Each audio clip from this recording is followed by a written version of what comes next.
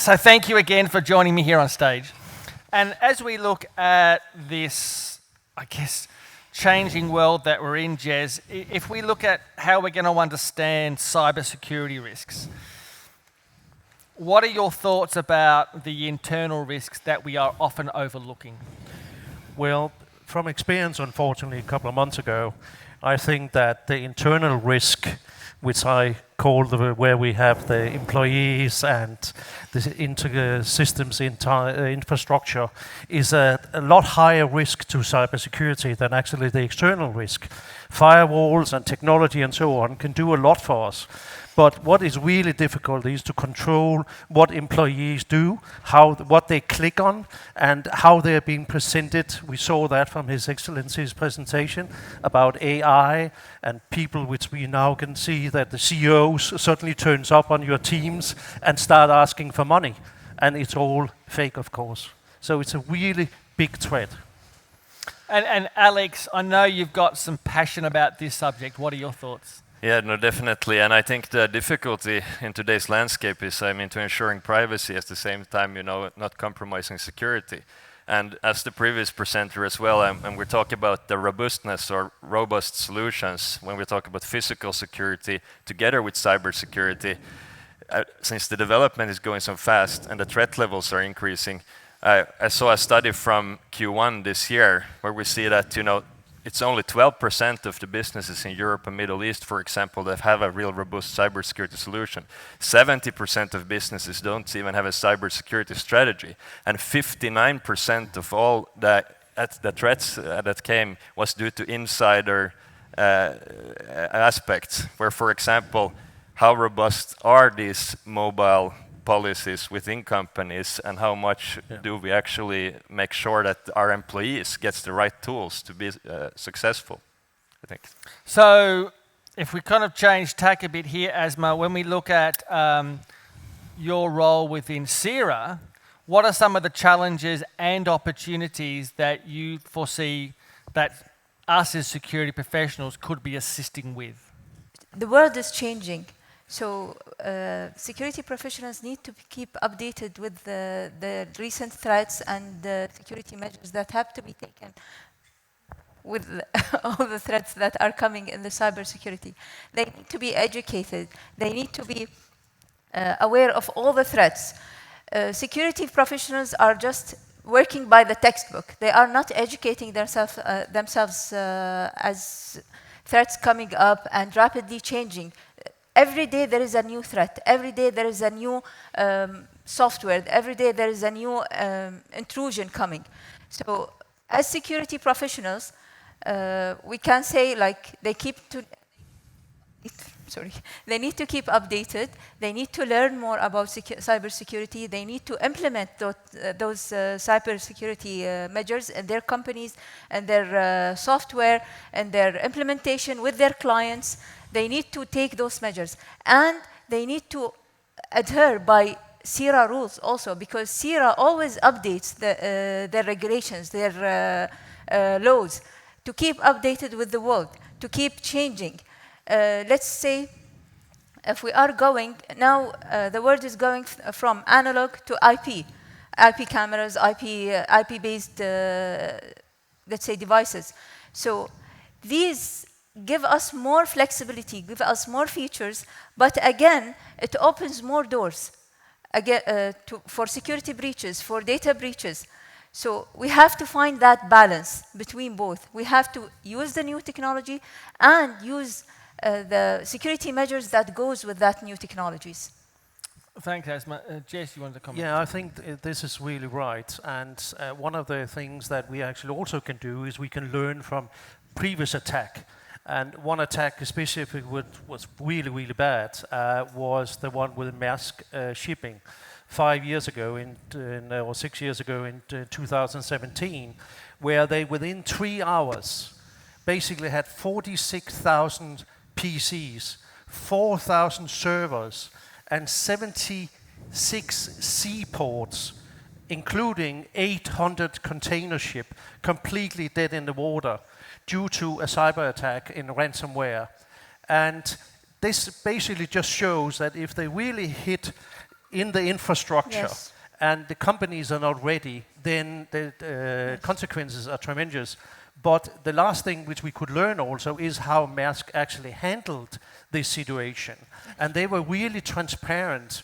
And it's a really good case to study what you can do, the war room strategy, where CEOs and people actually prepare themselves for an attack, and how the management should lead from the front to be able to cope with the attack, especially if it's ransomware or similar. So thanks, Jess. So Mo, I want to just come across to you, because we've just sort of talked about the rise of artificial intelligence sort of before the panel. What are the considerations that we should be focusing on? Now, taking into consideration we're not all IT experts, but how can we make it in such a language that we can all grab and move forward with? Sorry, John, I didn't understand the question. Sorry, what are the considerations we should be focusing on? So, around AI? Yeah, around AI, specifically. yeah. So what we've seen, I think, even as far back as 6 months ago, when we were discussing the impact of AI, I was pessimistic about the realities of how it would impact day to day. So there's a term that we have in the industry called fear, uncertainty, and doubt. And there's a lot of vendors out there that are selling AI solutions to problems that I felt we hadn't experienced yet. And then over the last couple of weeks, my perspective has changed, because we've seen vendors that are coming in, and more specifically in the case last week, it was actually a sales and marketing tool that was using an AI in the background.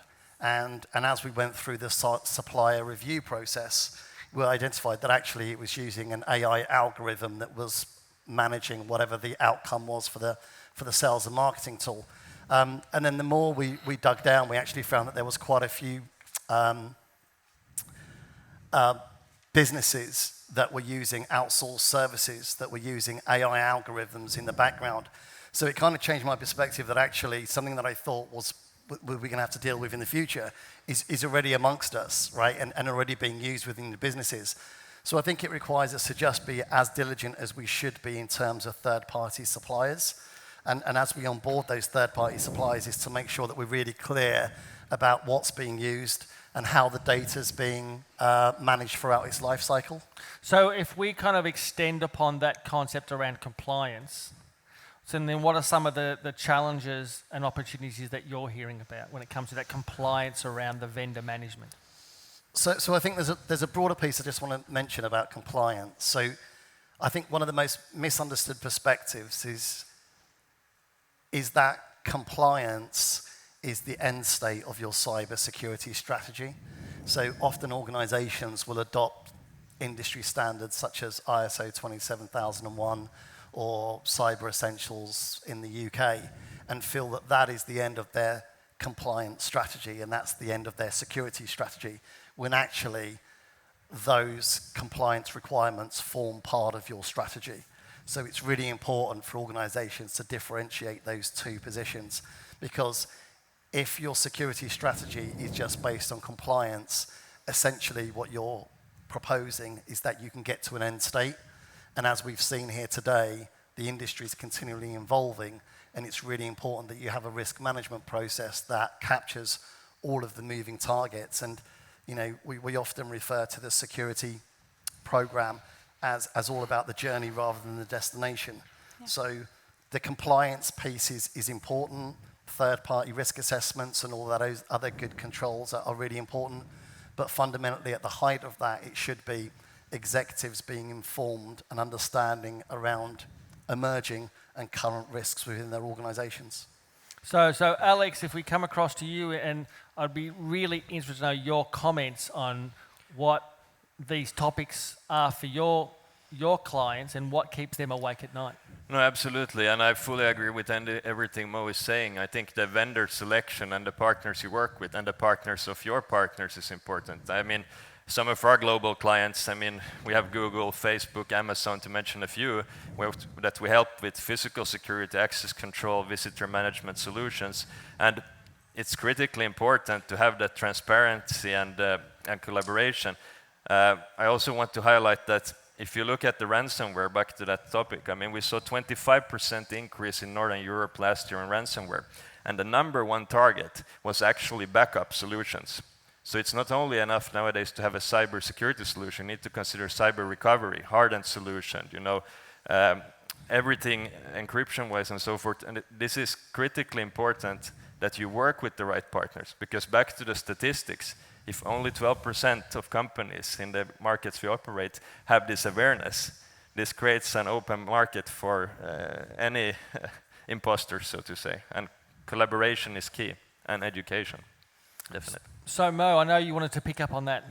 Yeah, I'm just going to say something controversial because it always it makes me roll my eyes.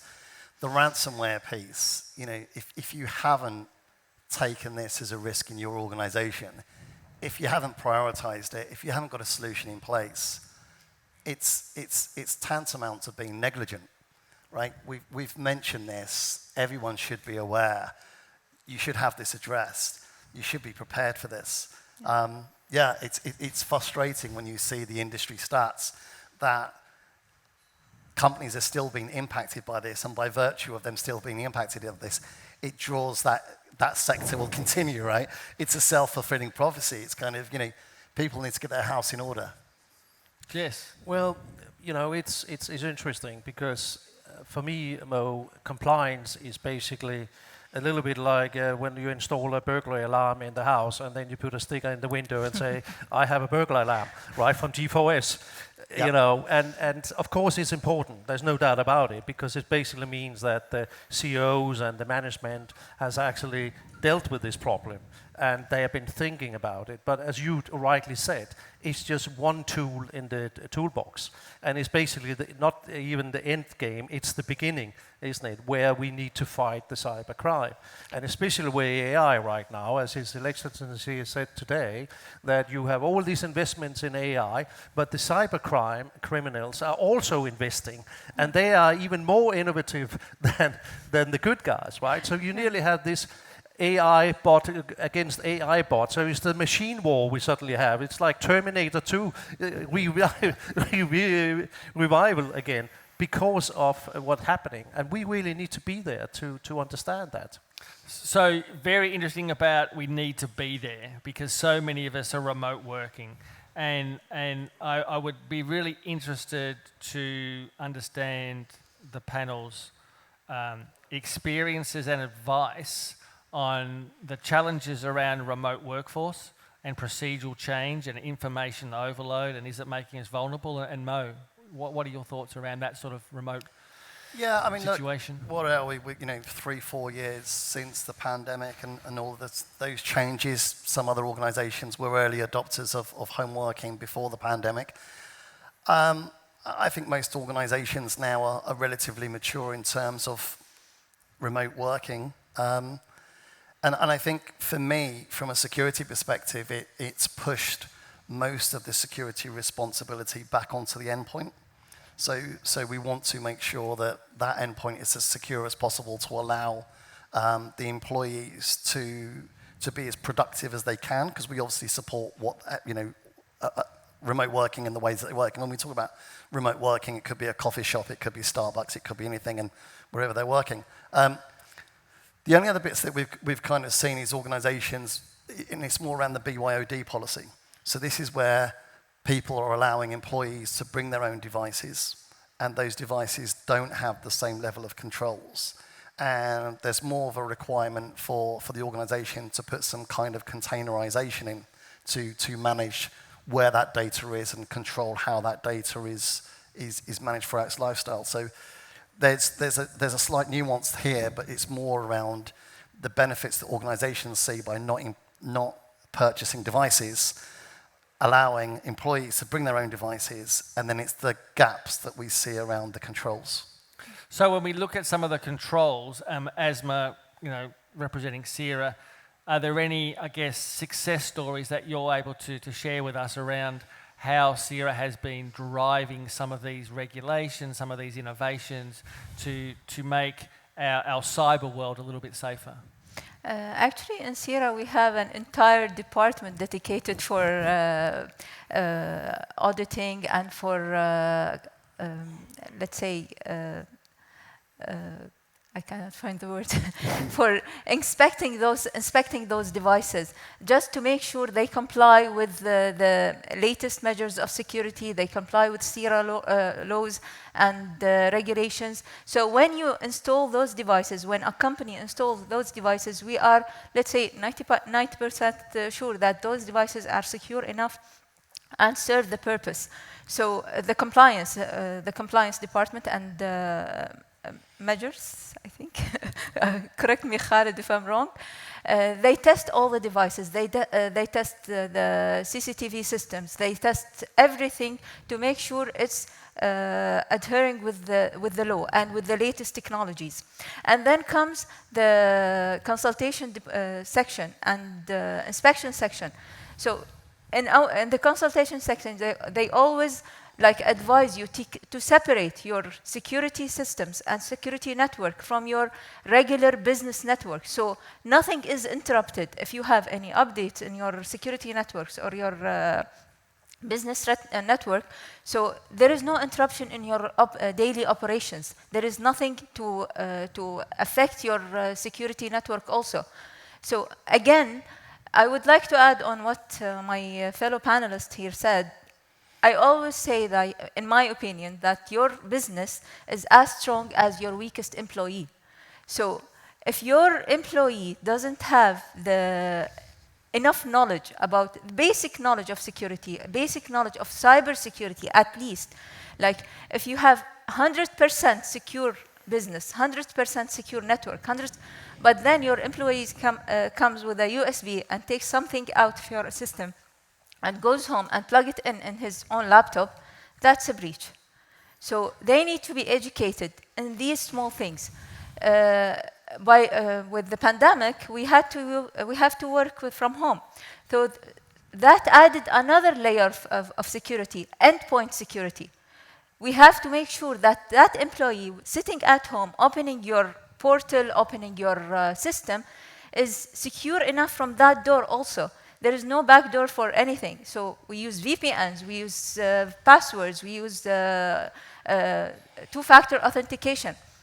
But again, they have to be educated. They have to have regular awareness programs running all through the year, maybe. So I hope that answers your question. Absolutely fantastic. Thank you, Jess. Well, I think that it's good that Sierra has all these policies, etc. But again, from my experience, one of the biggest threats I see right now is actually this thing which we all walk around with, and this is, in Europe we have GDPR and all this kind of thing. So we are not allowed to look at what employees install and what they do with these phones, even when it's the company's phone, and they are a security risk like no other, right? And with all the different apps, etc., which have been put in, it's very, very difficult to stop. And that's the reason why we have to have a strategy. We have to understand where the threats are. And we really and truly need also to remove, and I know it's not part of our panel discussion, but we need to remove some of the enablers. And one of my pets right now is that I'm having an attack on cryptocurrency, because I basically feel that cryptocurrency is an enabler. If we did not have cryptocurrency, we could probably remove 50% of the cyber threat, because all the ransomware is about cryptocurrency. And if we don't remove it, at least the governments should try to control it the same way we do when we are transferring US dollars, right? So please, government, go out and control the cryptocurrency. Look, thank you very much. And last words from you, Mo. Do you want to, any do's or don'ts you want to share with the industry that we need to be thinking about as we move forward? I was just going to say, I'm not sure about stopping cryptocurrency. I think the genie's out. You're talking about controversial. I think the genie's out. I think, look, from my perspective, and I think it summarizes where we are, right, is that things are evolving and things are changing, and I think the threats that we see just continue to get better and better. And how we defend against that, I think there's an element of cybersecurity training and awareness. but the threats that we see are just continuing to be so well developed that it's an arms race, right? And we just need to continually keep that front of mind and try and improve. Be selective who you work with. Yep. Be selective. So, look, thank you again for your time. So, if you could join me in thanking our panel. So, thank you, Miss Asma. Thank you, Jez. Thanks, Alex. Thanks, Mo.